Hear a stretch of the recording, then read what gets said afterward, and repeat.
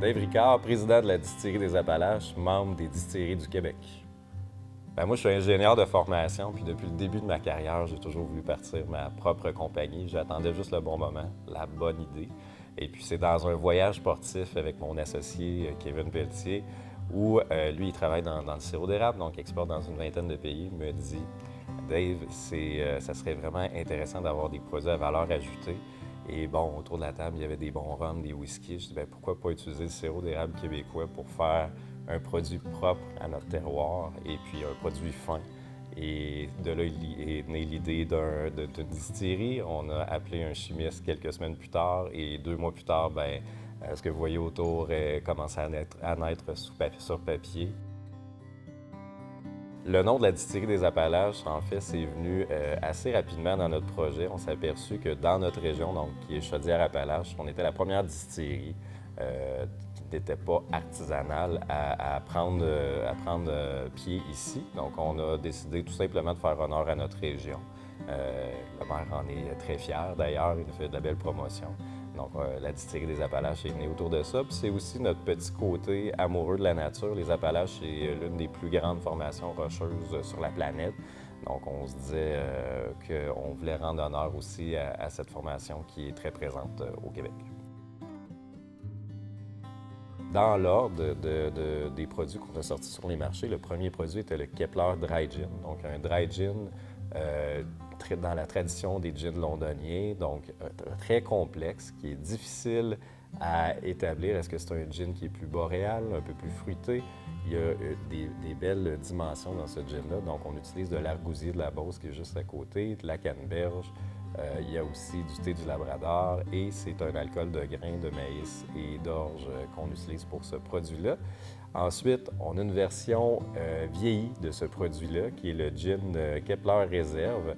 Donc, vraiment intéressant. La barrique vient donner une autre dimension au gin complètement. Va devenir un gin épicé avec des notes de muscade, une petite finale sur l'érable qui est vraiment intéressante.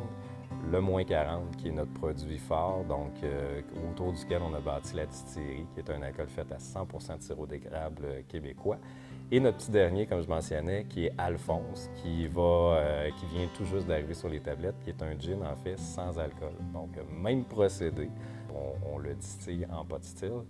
Reste que là, il n'y a pas d'alcool dans le produit. Ça fait d'excellents mocktails, et on est très fiers de ce produit-là. Grâce à l'expertise de Raphaël, puis le cœur aussi qu'on a mis dans le projet, de sortir un premier lot de bouteilles, de ne pas être en SAQ, d'envoyer 2 bouteilles à Londres, puis de se faire dire vous gagnez la médaille d'or dans la catégorie des micro-distilleries. Quand on n'avait rien vendu encore, c'est sûr que c'est un accomplissement, on n'y croyait pas. Là. On se pinçait, puis on a fait OK, on a vraiment pris les bons choix. Le grain à la bouteille, oui, c'est plus de travail. Puis c'était, je te dirais, une période qui était un peu plus difficile à établir une distillerie. Grain à la bouteille, là, c'était du jour, de la nuit. On mettait beaucoup d'heures, fait qu'on était fatigués. Cette nouvelle-là, ça a été comme... On avait les larmes aux yeux. Ça a été le moment, je pense, clé de la distillerie qu'on a fait. OK, on remet une autre ronde de financement. On est parti, on tient quelque chose ici. Là. C'est sûr que chaque grain a son goût unique durant la fermentation, la distillation. Donc, c'est sûr que le maïs est plus smooth, comme on dit.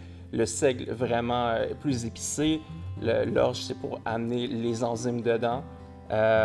Donc, c'est de faire des proportions vraiment pour arriver à un goût vraiment unique qu'on aime. Là, nous autres, c'était vraiment le côté un peu céréalier, pain qu'on retrouve dans le Kepler. Le plus grand défi qu'on a eu ici à la distillerie des Appalaches, c'est sans contredit le contrôle du grain à la bouteille. C'est sûr que quand on n'achète pas l'alcool sur les marchés, mais qu'on le fait du début jusqu'à la fin, ça laisse beaucoup de place pour de la variance, pour des erreurs. On n'était que 2 gars à travailler à temps plein ici au début. Fait que beaucoup de tâches à faire en parallèle. Donc, c'est sûr qu'il y a quelques lots, les premiers lots, où on voyait une différence dans nos bouteilles. Et on est des gens passionnés, on est des gens de cœur et on trouvait ça difficile quand même de lancer parfois des bouteilles et faire « OK, ça c'est... » La dernière, il y avait un petit quelque chose qu'on n'a pas réussi à reproduire. Maintenant, après 1 an et demi, je suis très fier de pouvoir dire que chacune des bouteilles qualité distillerie des Appalaches sont toujours avec le même goût, la même complexité. On a atteint ce procédé-là, mais il a fallu y mettre quand même beaucoup de temps, des investissements aussi pour arriver à ce point-là aujourd'hui. On a deux grands rêves ici à la distillerie des Appalaches. Le premier, c'est de contribuer au mouvement de la sérum, du spiritueux d'érable, d'en faire un emblème pour le Québec. On croit fermement qu'on a quelque chose entre les mains qui est un diamant qui ne reste qu'à peaufiner, à polir avec le temps, parce que c'est un produit qui présentement est encore très jeune dans les marchés, mais quand on va être capable de sortir du 3, du 5, du 7 ans, on sait qu'il va y avoir quelque chose de vraiment incroyable qui va être à la hauteur des grands whiskies, les scotch et autres. Notre deuxième grand rêve, c'est de faire des petits lots. Nous autres, c'est ce qu'on vise vraiment. Donc, oui, il va y avoir des produits plus grand public, mais on aimerait ça être capable de faire des lots, des fois des exclusivités qui sera juste ici ou dans certaines SAQ, mettant en vedette les ingrédients de, une miellerie à côté, un producteur de melon, etc. Puis d'être en mesure de retirer quand même un profit de tout ça. Présentement, c'est un petit peu plus difficile avec la façon que la structure est faite, mais on voit qu'il y a des beaux avancées présentement avec notre association, puis qu'on va être en mesure de réaliser ce rêve-là dans les prochaines années.